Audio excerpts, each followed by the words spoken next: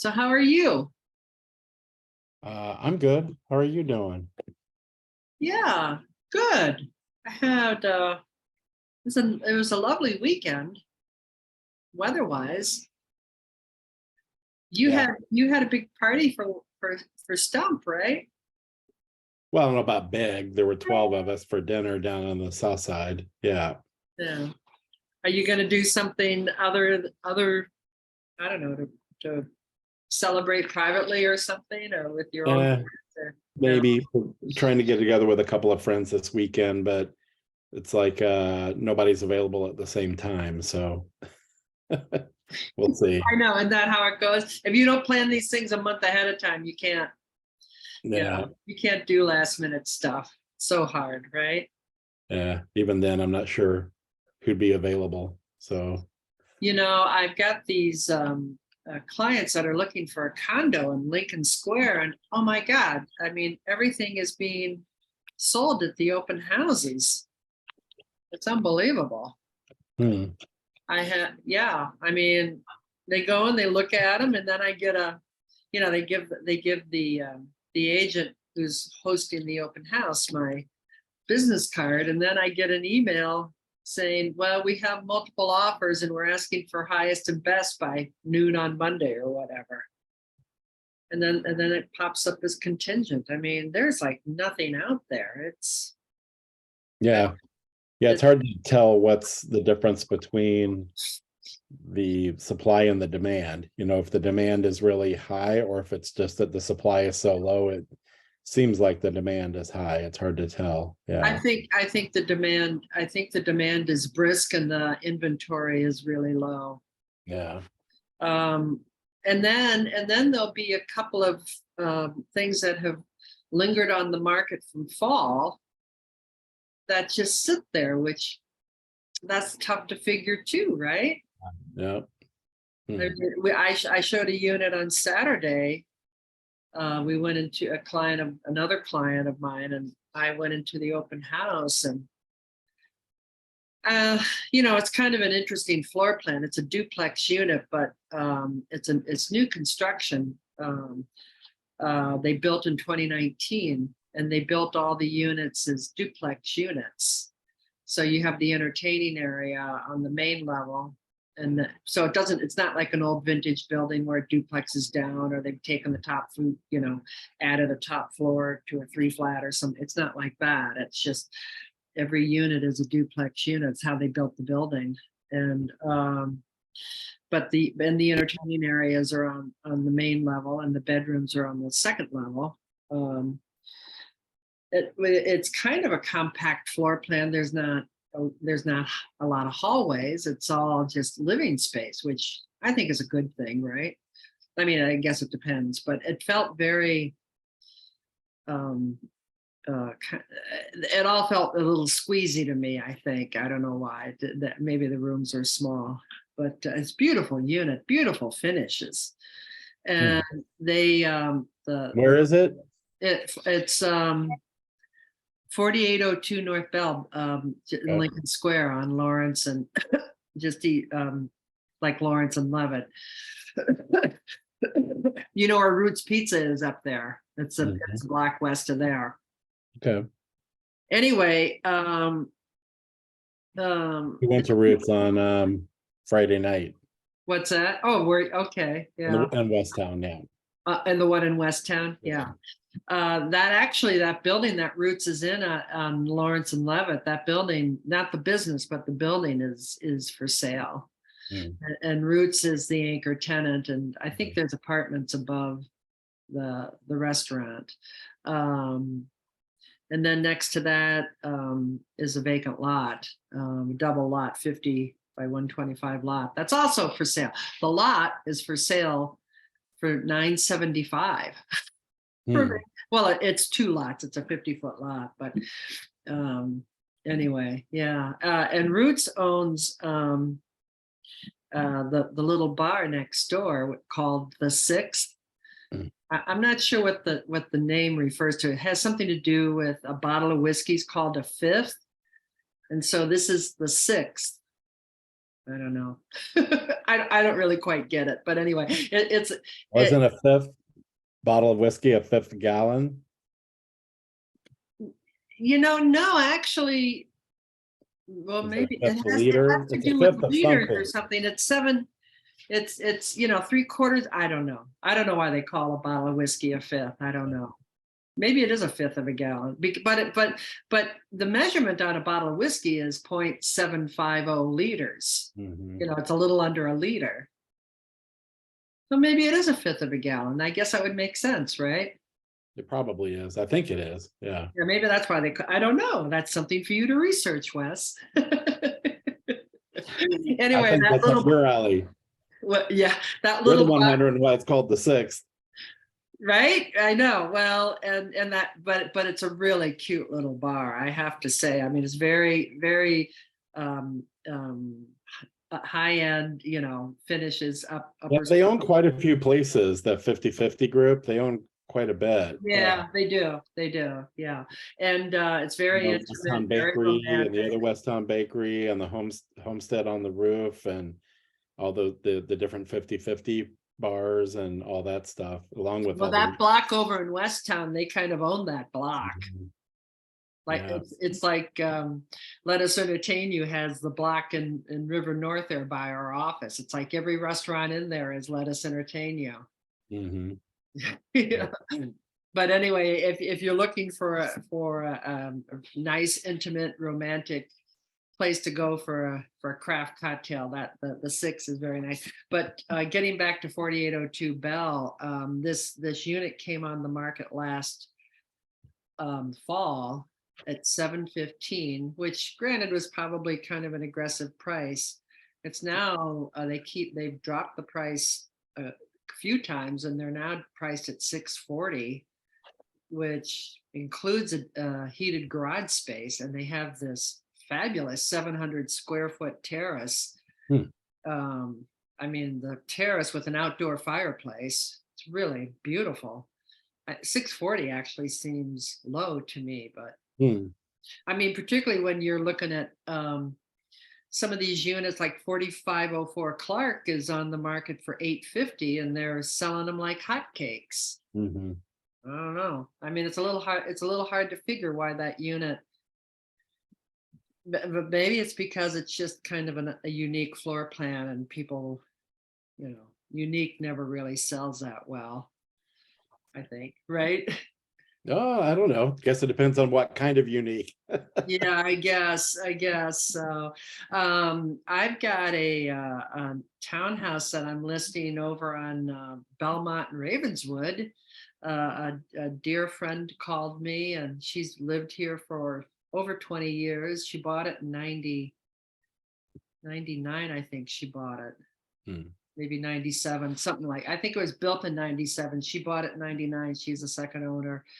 And she, her folks still live on the family farm in Iowa, so she's moving out to the Quad Cities to be closer to home and closer to her folks who are getting up in years.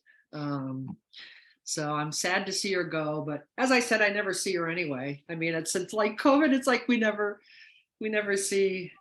see our pals much anymore since COVID, right? Yeah, that's true.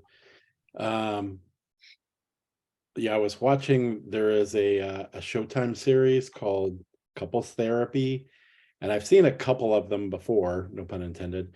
But I saw one or two again early this morning, and they had the end of the season was a COVID special, and it's when I think they had started with a new group of couples like in February of 2020, and then everything Oh, went. it's like a reality TV thing, you mean? Yeah, it's reality. It's a group of couples that are in couples therapy, and they like follow them through their. Through the therapy? Yeah, Okay. and yeah, that I don't know if it's the first season or what it was, because I've just kind of seen them randomly, but they had one called the COVID special, and it's when they all started going, and it's all done in New York, and they went into lockdown, and it's showing kind of like the them switching over to doing Zoom calls and what's going on in their homes with kids and animals and everything else, and then trying to, both on the therapist side and on the couple side, trying to manage this. And then they're showing what's going on in the city at the time, and the streets, and all you could ever hear was sirens and helicopters. And it was interesting the effect it was having on people. And I didn't even finish the show, that because they're normally like 20 or 30 minutes, and this one was like an hour. But I didn't even finish the show. But it was interesting. It was almost like, oh yeah, we kind of already, even though we talk about it, we've kind of already forgotten the sort of PTSD that we were in or are under from it. Yeah. And It's it true. was interesting. I'm trying to think. There was a show I saw about a month ago. I can't remember what it was. It was some kind of a documentary, and I know exactly what you mean. They were, I can't remember what it was about, but they were showing like, going to the grocery store and the empty grocery shelves, and yeah, they showed that too. Yeah, just little scenes like that. Yeah, right. And it's like, oh my God, yeah. I mean, how quickly we forget how bad it was. and there was one couple that had just had the one session. It's a couple that are kind of in show business. The wife is a like musical stage. She was the star of Legally Blonde, the musical. Oh, sure. On Yeah, Broadway. And her husband is a director, like a musical director. They've been together since they were 13. Oh. Yeah. And it was interesting because their first session, they were talking about how he was talking about how they're out of like a year, because of her travel, they were only together like 5 months out of a year, and how it affects him, them being so apart and everything. And then by the next session, they're in lockdown, and everything's been shut down. Now they're together all the time. Now they're together all the time, and it's not what they thought. Yeah, so, but now they're trying to deal with that. Some relationships work because okay, I'm going to show you a picture. My sister-in-law sent me this. This is pictures from her wedding. Okay, where am I here? Come on. Oh. And they were married 2 years after we were. Today is believe it or not, today's my 47th wedding anniversary. So aren't you going to congratulate me? Oh, I thought you were talking about your sister or your sister-in-law. Well, my sister-in-law, okay. So she, uh-oh. Wait a minute. I gotta rotate it. Here, now can you see? Oh no. I'm rotating the wrong thing. Okay, stop. I'm sharing the wrong thing. Wait a minute. Here we go. Here we go. Here's me, here's Bob, and here's Carl. Can you believe that?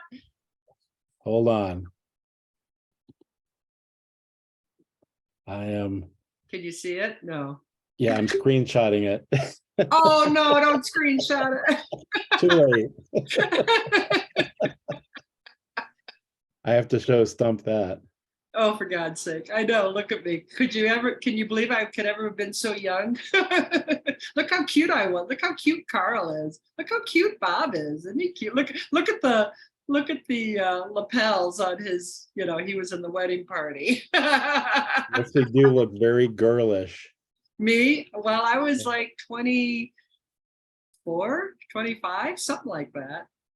And that's your sister-in-law, your brother and sister-in-law's wedding? Yeah, my brother. Yeah, this is from my brother's wedding, right? But today is your anniversary? And today's our anniversary. Oh, happy anniversary. I thought you were saying it was their anniversary, and that's why she was No, I don't know. I guess we got to talking about, and the photographer that they used for their wedding was the same photographer that we used for our wedding. And by that time, you saw how cute Carl was. He was about a year and a half there. And she was so upset because the photographer, all of her wedding photos have pictures of Carl. He had this like little baby tux that he ran around in. He was so cute. And the photographer took most of the pictures were of Carl. She was so upset. So I said to her yesterday, and she brought it up again yesterday on our family call. And I said, yeah, you never sent me any of them. I never got any of them, because she was mad that, so she sent me a bunch of them yesterday. That's how I got that. Anyway, yeah. That's cool. Well, happy anniversary. Oh, thank you. Bob says, yeah, 47 years. Bob says, yeah, and it only feels like 45. And he's being kind. Right? I said, no, I think it feels like about 55. But wait, were you somehow relating this to COVID and PTSD, or did your mind just leap there? I was, but I don't remember how. Typical. Maybe if I go back and listen to the tape again, I'll remember what the connection was. Well, we were just talking about what I would need to talk about was, yeah. Yeah. No, I think we were just talking about getting together and seeing our friends, and how we, the world has really changed, right? Yeah, for sure. The world always changes, right? And I think we kind of we're up at the house right now, and I was up in my office, where I didn't have an office here at the house before, until COVID, and then kind of created an office upstairs, and Stump was downstairs, and we were back in our positions early this morning when I watched that show, and I was like reminded of like, oh yeah, this is how it was during lockdown. This is where I was. This is the chair I sat in this room when, and Stump was downstairs, and you kind of forget though the feelings you had around it and stuff, and that show kind of brought it back. And I was like, oh, we talk about it now as though we remember, but then in moments you're like, oh yeah, the feeling was very different. Yeah. Right. That ominous sort of, we don't know, and they were showing, the news reports at the time in New York, and all the numbers and the stats and everything. Yeah, and the people that are being put on it, being intubated and put on respirators. Yeah, we didn't know if a vaccine or anything was ever coming, or if it was even possible, or if this was just like the end of the world or what. I know. Yeah, it was really kind of weird, but it's, as much as I think it's affected us, I think it's amazing how far removed we are from that already mentally. Thank goodness, right? Yeah. I mean, it shows, I think, we are pretty resilient. Yeah, we are. And what's interesting is that we've started doing, I joined our condo board at the end of the year, and we started this Saturday morning coffee once a month, the first Saturday of the month, down in the lobby of the building, just to kind of, for people to meet the board and to meet us. And because we're back doing board meetings live again, they were doing them through Zoom all this time. They still have the Zoom option, but I mean, it's very different meeting somebody on Zoom or being at a meeting on Zoom than it is being at it live. And what's interesting about these Saturday mornings with coffee with the board is how many people moved in, like either during lockdown or right before lockdown. I mean, so many people in our building have only been here, since that, 2019, 2020. We moved in actually. Next week will be the 3-year. We moved in the week of lockdown. We moved in right. 2020, and so next week will be our 3-year anniversary of having moved here. And none of us have met each other. We're a small building. We're only 100 units, and it's something that people are really hungry for, I think, Mhm. having the opportunity to get out and meet their neighbors and come down. It's great you've been able to do that. I know it's great that we can do it. And I think I mean, we're all starting to meet each other and know each other. And And your holiday glug party was a success because everybody yeah, was excited to come out. Yeah. yeah, yeah, people were excited to come out. We had a power outage here about a week ago. The whole building was out. There was some sort of a wiring issue that shorted out a transformer and whatever. And as a result of that, there's a lot of conversation about, we need phone trees. We need to, because, you're sitting there watching TV on a Saturday night and all of a sudden the power to the whole building goes out. Well, they were working on something. ComEd was here working on something. And if we had had a phone tree, there could have been some communication about, hey, everybody charge up your phones because we're going to be, shutting the building down here in about a half an hour or whatever. But, sometimes when you have a crisis like that, it's a good, as I said, to Probably ought to be a phone tree would be pretty old school, but maybe well, a text tree, I should say that. yeah, or even then like the building could set up kind of like for emergencies like that, like a text, like a group text thing that just said, right. Yeah, know. well, that was kind of a conversation that we Yeah. need to have some sort of communication method.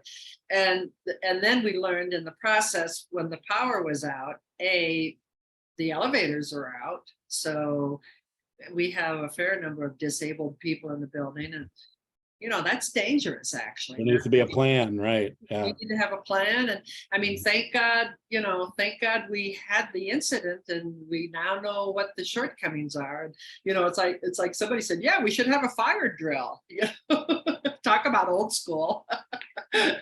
Although I was driving by Coonley School and all the kids, they were having a fire drill. All the kids were standing out on the sidewalk with having a fire drill. So they still do it. They still do fire drills. So good for them. Anyway. All right. Well, you guys get that set up and report back to us. The fire drill. Well, yeah, your emergency operating system. Right. Well, and then the other thing we learned is that everybody, of course, is trying to call the doorman. Well, the doorman wasn't there. He was with, trying to figure out how to resolve the problem. But you couldn't call the doorman because he has a landline that's connected to it. Well, Yeah. it's not a true landline. It's a landline that's VoIP. Yeah, right. That. Connected to the internet. Yeah. Right. So the power goes down and he doesn't have a phone anyway. Yeah. So we learned a lot, and thank God there wasn't any disasters or crises. Everybody got through it okay. But well, good. Yeah. So. All right. Well, on that note, we look forward to hearing your next Sunday is daylight savings. We go on daylight savings on Sunday. Cool. We spring ahead, so spring is coming. All right, sounds good. All right, bye. All right, happy anniversary. Tell Bob so. Okay, thanks. All right, bye.